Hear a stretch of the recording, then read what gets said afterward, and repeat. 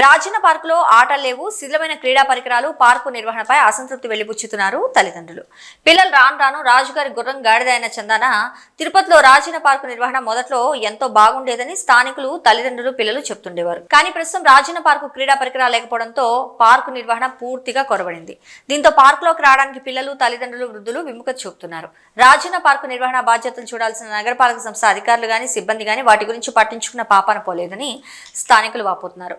పార్కులో గతంలో మౌలిక సదుపాయాలు, అన్ని వర్గాల ప్రజలు, పిల్లలు, వృద్ధులు అక్కడికి వచ్చి కొద్దిసేపు విశ్రాంతి తీసుకోవడంతో పాటు పిల్లలు క్రీడల్లో ఆడుకుంటూ కాలక్షేపం గడిపేవారు. ఇక్కడ సెలవు దినాల్లో ఆదివారం రోజు వస్తే గానీ పార్క్ అంతా పిల్లలు, వృద్ధులతో, తల్లిదండ్రులతో కలకళ్లాడుతూ సందడి చేస్తూ ఉండేవారు.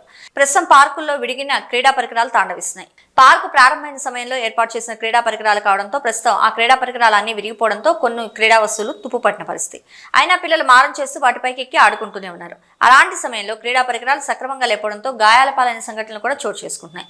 పార్కులో పిల్లలు ఆడుకునేందుకు కావాల్సిన ఇసుక అసలే లేదు. మట్టి నేల ఉండటంతో పిల్లలు ఆడుకుంటూ గాయాల పాలవుతున్నారు.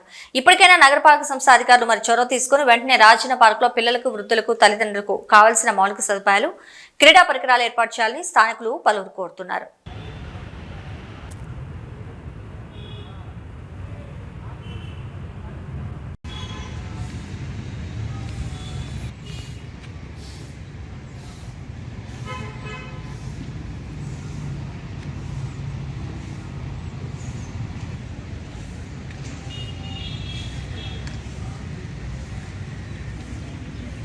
మున్సిపాలిటీ పరిధిలో ఉన్న రాజన్న పార్కులో సౌకర్యాలు కల్పించాల్సినటువంటి బాధ్యత మున్సిపాలిటీ ఆఫీస్ పైన ఉంది. కానీ మున్సిపల్ అధికారులు అక్కడ ఉన్నటువంటి ఎటువంటి సౌకర్యాలను కల్పించినటువంటి పాపాన పోలేదు. అక్కడ పిల్లలు ఆడుకున్నటువంటి జారేబండ కానీ, లేకపోతే అక్కడ ఉన్నటువంటి డంబుల్స్ కానీ, లేకపోతే ఇతర సామాగ్రికి సంబంధించిందంతా కూడా మొత్తం పాడైపోయినాయి.